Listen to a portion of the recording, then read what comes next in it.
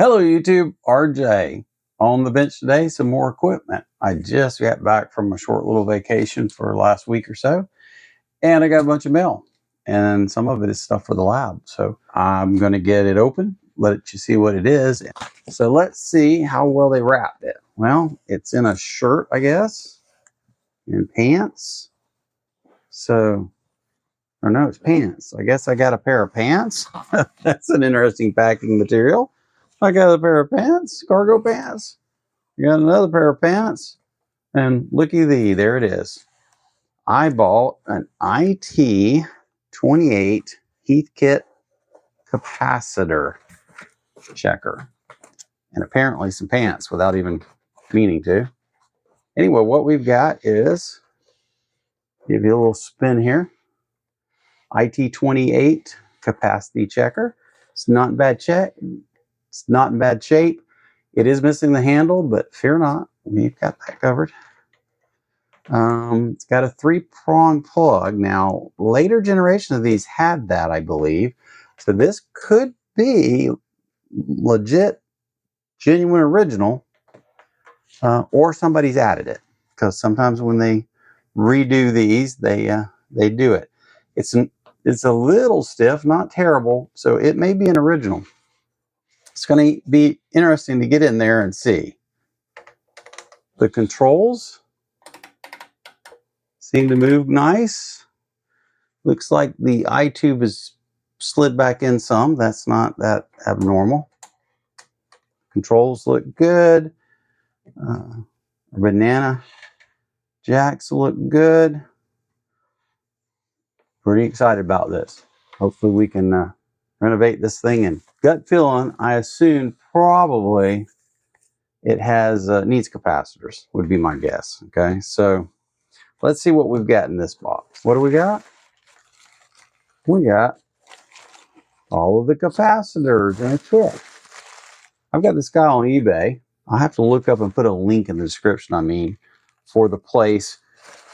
He's on eBay, and he does all these little kits. Get everything you need, exactly the right size and everything, in a kit with instructions, which, I typically don't need these instructions, but with these instructions, for less than I can order the capacitors if I'm just ordering onesie-twosies. Now, if I want to order a whole bunch of these, that's a little different. But so sometimes when I've got a project like this coming and I want the right capacitors and everything, I don't have in my hand to look at what the capacitor sizes are or whatever. Sometimes I just order from him and pay him. He might make a few dollars over what it cost me to order from Mouser, but typically with shipping and everything from like Mouser, I'm going to pay more. So I get the parts, I get instructions in the little kit. It's nice. So we've got that. Let's take a look here. What do we got here? Oh, I know what it is. And then the other thing, as you know, that I need for this is an original handle. And guess what I bought? Found somebody with an original handle for a few dollars on eBay. So I spent a couple bucks and ordered a handle so that we could get a handle back on that and get it back in good shape. That's going to get us going with the project to recap this, recalibrate it, and change out any old resistors that are out of value or whatever, and get this thing working and right on the money. So I'm going to get some rest, and we'll pick this back up. We'll get this thing tore apart, look at what's going on inside of it, see what we like, what we don't, see what we need to do to it, and we're going to bring this thing back to primo condition and check it all out here in the lab. And then it's going to be an additional little piece of equipment we've got when we need it. All right, I'm back. Let's dig into this thing. I want to see what I got. I hope everything looks good in there. I'm positive it'll need a capacitor change. I really doubt anyone's done it. Could be fooled. Shouldn't have ordered these, but typically you're going to get this and it's going to be going to need the capacitors changed. This thing's about 55 years old, 55 years old roughly. So, capacitors definitely need to be changed. Now, do notice that, as I pointed out earlier, this is a grounded 3-prong plug, which means this was a later version of this really old device. But anyway, let's see what we can do here. Not much to take it apart. A couple screws in the back here, and then basically slide it off. As you can go ahead and get this up. Cord's still in pretty good shape. I think the cord's good. I don't think I'm going to have to mess with it. Oh, yeah, I can see some really old electrolytics in here, so we're definitely going to be doing a cap job on this thing. Recapping's for sure. There we go. We can. Feet still look really nice in that. I'm very impressed so far. Man, this is really clean on the inside. Let me get you a good shot of this where you can see it's really clean. I mean, there's no dirt in this thing. No dust, no dirt, no nothing. I mean, this thing looks great. And as I showed you, the knobs feel great. Boy, this thing looks like somebody's cleaned it spotless. But, I mean, there's no even dust on the tubes. This bin's clean, but, or sealed or something. But, so, of course, we're going to need to test tubes. We'll probably go ahead and recap the whole thing before we even power it up. Don't want to take a chance of blowing the transformer or something. We'll give her a run. We'll see how the I-tube looks, whether I need to be getting an I-tube or not. Right off the bat, though, I'm going to see if this handle fits and get it on there if it does. And look at that. Just like it's supposed to be. So that's nice. Okay, so let's start out by getting these tubes out. I'll go ahead and pull the tubes. And the other thing we'll do before we'll test them and before we put them back, I will make sure to put a little bit of deoxit on the pins to make sure they go in and we clean the socket gets cleaned and good connection and everything. Get this tube out with the tubes out of the way.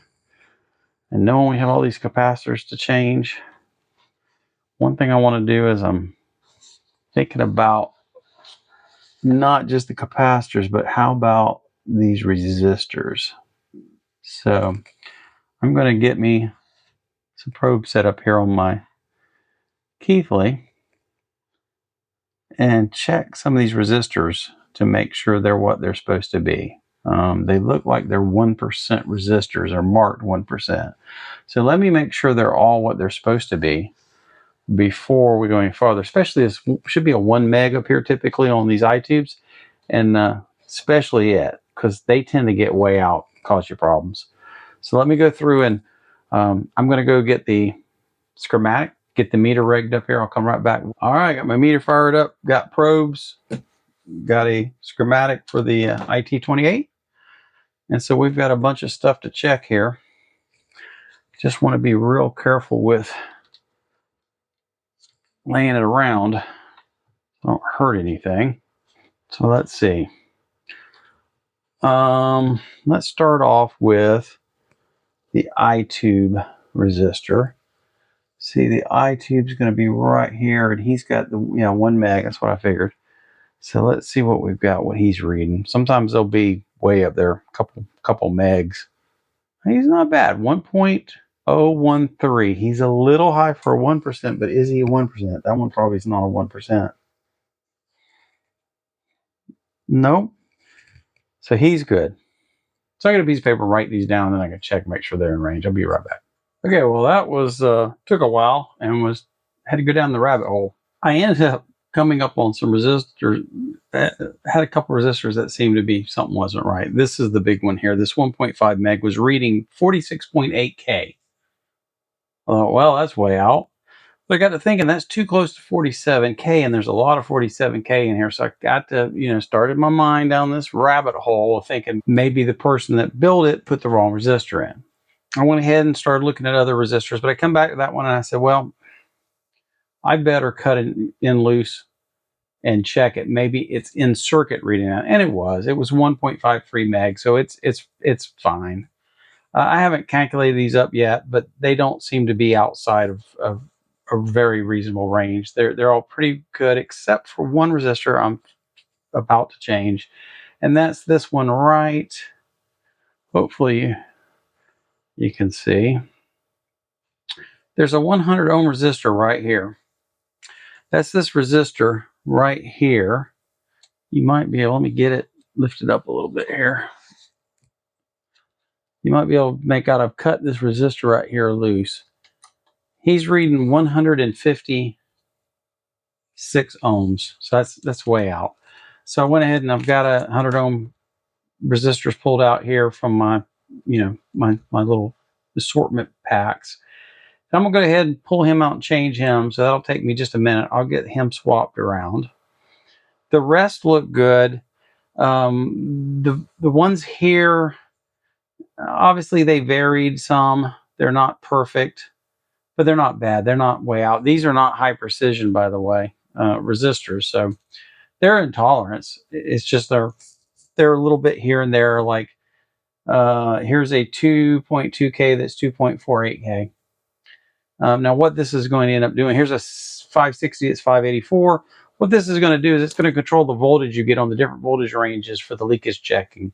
And that doesn't need to be absolutely precise by no means. All you're doing is trying to pick the high voltage range of the capacitor to test it under stress at its rating. So we'll see how the voltages come out. If there's a problem, I can go back and change some of these. Hold up. Wait a minute. Something ain't right. Hey, this is Future RJ, the editor, editing the video. And this is going to be a little bit of out of sequence, but there was so much for this video, I had to split it in two. It's going to be way too long. And so what I wanted to do is right now, I just got done explaining to you that probably these resistors were close enough they were going to be fine. But what I want to do now is I'm going to show you, I'm going to jump in the future. We've got the caps all changed and everything at that point. I'm going to jump to the future. I'm going to show you what we got voltages wise. And you're going to see that the 600 volt range was giving me like 630. And so I got to thinking why and doing a little research. So what I want to do is I'm going to jump over and show you the voltage, running through testing the voltages, what we got. Then I'm going to go to the computer and explain how I sat down and thought about, why are these voltages the way they are? What can I do about it? And the mod I came up for, and then I'll show you the mod I did. We'll check the voltages again and we'll see where we come out. And then I'll end the video and we will pick up in the next video. We'll continue on and get all the work done and get this thing working and test it and see if it works and everything. So let me get over there and get this edited up and show you what we found. So the first thing we get into here is testing the voltages for the leakage. So they want you to connect a voltmeter. I went ahead and did the Owen so I could do a little virtual display so you guys could see what I'm seeing. Put the switch to 3. Leakage. We should be getting 3 volts. We're getting 2.72. So close enough. Let's see how bad it's off as we go through. Okay, now we're going to go 6. I want you to go through. It says go through all 16 positions and check the voltage. That should be 6 volts. We're 5.4, so still a little low. 10 gives me 9.8. 14.47 for 15. 25 is 25.8, a little high on 25. 50 gives me 48.4, a little low. 100 gives me 95.5.6, a little low. 150 gives me 148.8. 200 is 203.8.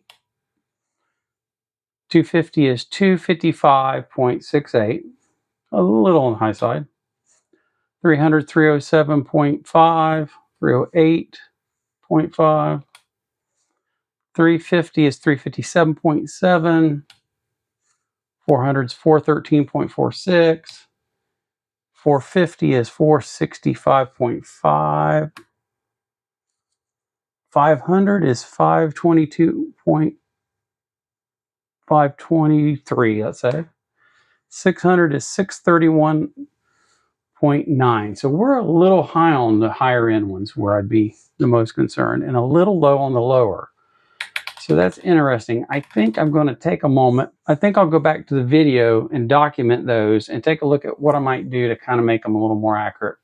Figure out where we are that we're getting too high and where we are that we're getting too low. So we'll see if we can work on that.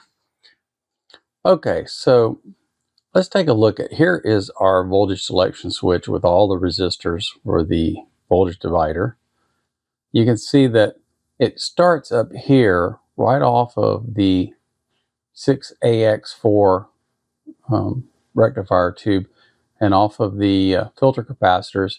So you get your voltage out of your power supply right here. If you look real careful right here, it's hard to read, but that says 600 volts. So when you look at the circuit, it comes down and brings in whatever comes off the supply to right here, and literally without going through the resistor diode or resistor divider, drops right on here. And if you switch this position, it takes whatever comes down this line and it outputs it on the output here. So it makes sense that if I'm getting 630 on the 600 range, I'm getting 630 up here, and I am indeed.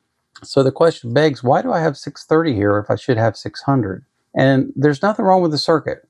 Everything's fine. I think what we're looking at, not to say I couldn't be wrong, but I think if you remember that when this was built, most line circuits were 115 volts in the States. If you take 600 volts that you were supposed to get out, and we assume that was at 115 volts, this is the ratio of the power supply from the line voltage to the output.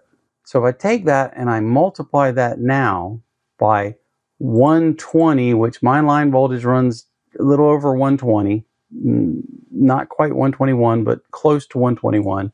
And so if we just use 121 to make it simple, we end up with 631 volts. And I believe this is where the 630 comes from. I think I'm just inputting a higher line voltage, and therefore I get a higher output. So now I'm bringing 630 in here, and that's where we get our 630. Well, there's another issue I noticed here. When I got to looking at it, I realized there is no current limiting on this line for the power supply. If you put this on 600 volts and you get a hold of that test prongs, or you grab the capacitor by accident, or you short something, it's going to have every bit of the current this power supply can provide out. Nothing is going to slow it down. You know, the rest of these, you've got some resistance between you and the supply, but this one doesn't. So that opened the door for killing two birds with one stone in my mind. The current runs around this divider ring and through this last 560 to ground. Now, as you know, the other issue I had was my lowest voltages were a little low. So I got to thinking, if I could tweak this, this will have very little effect on these values. But as you get closer to the low end here, it'll have more effect. If I tweak this, I thought, if I raise this a little bit, I probably should be able to get a little higher voltage out of these and get them closer to what they should be. So that's exactly what I did. Let me jump over to LT Spice and show you what I did with this. So I built a model of it, and then I modded it and played around with it till I got what I want. This is the mod. And the only thing I changed is all these resistors are exactly from here to here are exactly what's supposed to be in there if you had perfect resistors. And I found you get, if you lower this to 600 volts, you get pretty close. In my case with 630, I was getting 630 volts here. And so what it is, I put a 5.6K in here. Now that's going to be a current limiter for me. It's going to help limit current, but it's also going to lower the 600. So by doing that, if we take our 630 and we simulate this, and we take a look at 600, you can see we get about 602 volts. So I'm happy with that. The question is, how about all these other voltages?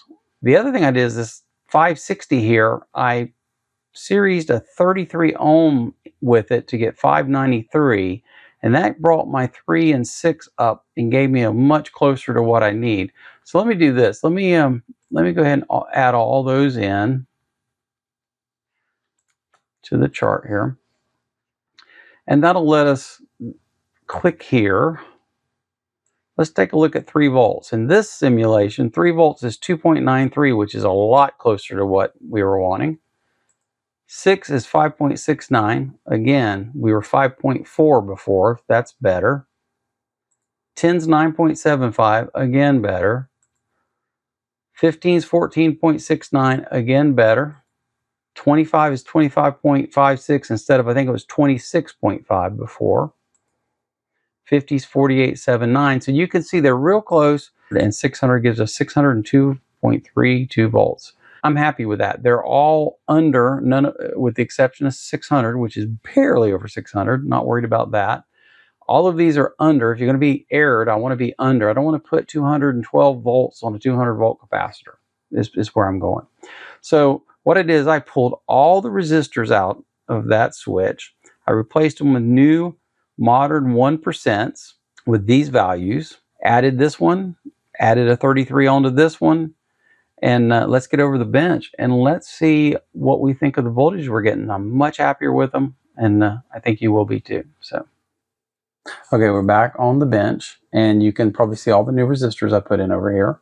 Here we are on the 3-volt scale. We're getting 3 volts pretty much dead on. So let's see how all the scales turned out. There's 6. There's 10. There's 15. There's your 25-volt scale. The 50. The 100-volt scale. The 150-volt scale. The 200-volt scale. 250-volt scale. 300-volt scale. 350-volt scale. The 400-volt scale. The 450-volt scale. 500-volt scale. And the 6-volt scale. Now the 6-volt scale is about 6-7 volts over. That's good enough for me. That's way better than 630. I'd like to get it to exactly 600. It was going to be difficult. If I kept increasing that resistor, I was starting to affect other down the line. So I'm going to have to settle with 606. I think that's probably well, within a margin of safety, no problem. I'm happy. Everything's really accurate.